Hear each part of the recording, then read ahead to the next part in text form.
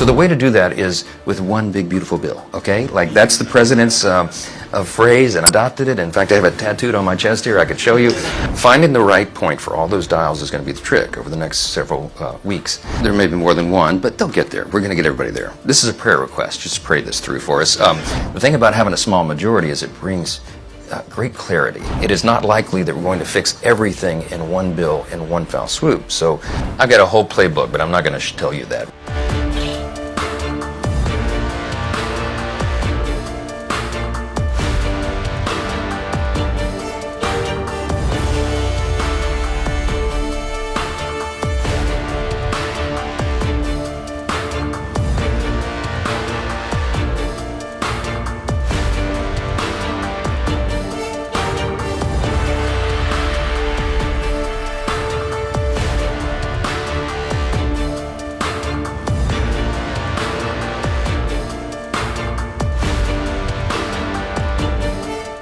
When you look at the election that just happened, right, there's always this, it's the most important election of our lifetime mantra. Sometimes that feels closer to the truth than other times. This was a very consequential election, and we've heard President Trump talk a lot about a mandate that he feels that he's won, and he swept the swing states, won the popular vote, did some things that folks were not expecting him to do, at least the skeptics. By the same token, I don't have to tell you how slim the majority is in your House, even in the upper chamber as well. I know that feels like more breathing room, but still awfully close. How do you look at what the voters decided in November? Does that constitute a mandate for the party generally? And what does that look like in terms of your priorities here? Great question. I think there is a mandate. Not only did President Trump win the Electoral College soundly, he also won the popular vote, 77 million votes. We got our highest vote total ever in history of the House Republicans, 74.8 million votes. We did all that together. Some would say, oh, you rode President Trump's coattails, but I think it was a combination of things. What we achieved in this election cycle was a demographic shift. I think a once-in-a-generation, once-in-my-lifetime kind of event, where we had a record number of Hispanic and Latino voters, for example, Black and African-American voters, Jewish voters and union workers and all these people who had not historically been in our camp, and they came over, not reluctantly, but enthusiastically. They were looking for an alternative. The left went too far. The woke progressive nonsense, it's sort of like, as I explained it in my mind, the pendulum. They pushed so aggressively, so quickly that it clicked, and now it's coming back. President Trump represents a force that is pushing it back to common sense and the center-right kind of balance where we are and always have been in the nation. And we're going to be a force of that as well. So we do see it as a mandate. We do see it as our responsibility to take care of business. Now, I want you to know that, I traveled the country nonstop last year to make sure we kept the majority and grew it. And every day, almost literally, that we were not in session, I was on the road.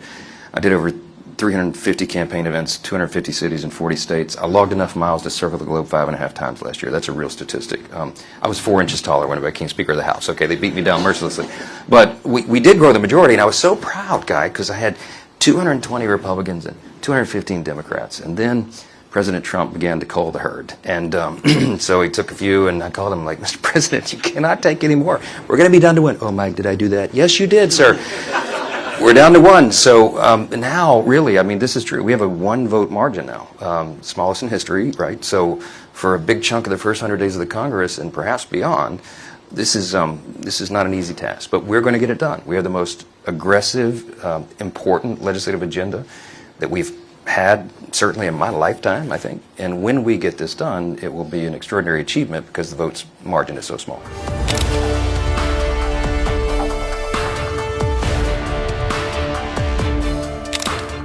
My math is much more complicated in the House than the Senate. For the first time in our lifetime, the Senate Republicans have a wider margin than we have in the House, okay? And also have 160 plus additional personalities to deal with than they have with just their 53 over there. And I have a much more diverse caucus. So remember, I've got people who are elected in like R plus 26 districts in like deep red rural states.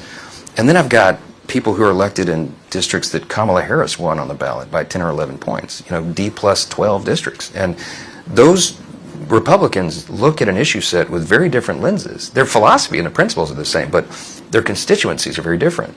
And so they've got to be mindful of that. So my job is to find the equilibrium point between the two sides and to advance the ball as far as we can down the field for our conservative principles.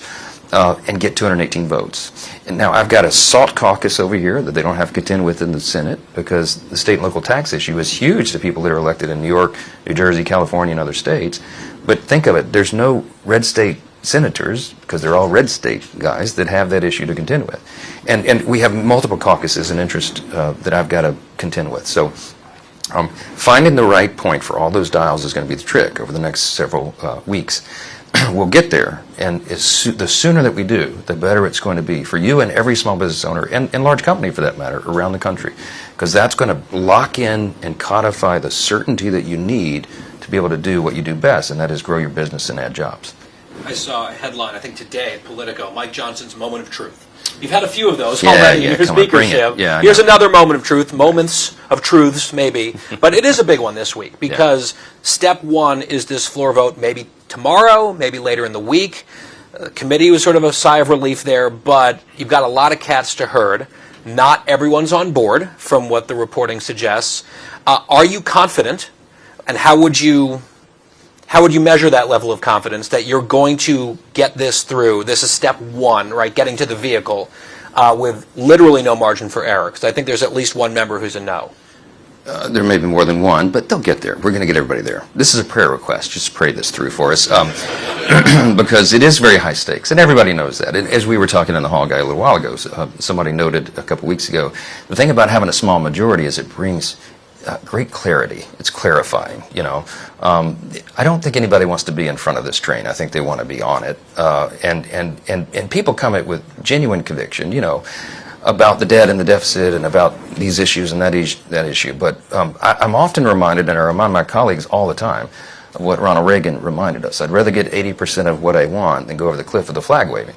And for those of us who believe in limited government and liberty and opportunity and security, prosperity, we have to recognize that an aircraft carrier is not turned on a dime. It takes 3 miles to turn an aircraft carrier, right? It took us decades to get into the situation we're in.